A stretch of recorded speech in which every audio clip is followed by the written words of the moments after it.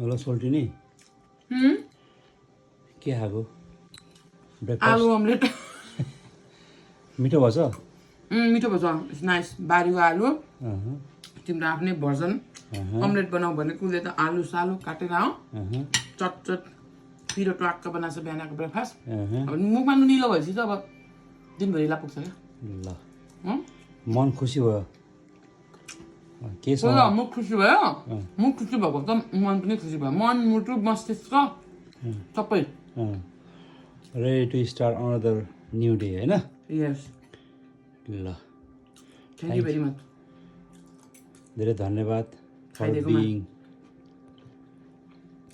For liking मेरो Version of version of aloo. आलु have a great day Great day. Thank you very much. Thank you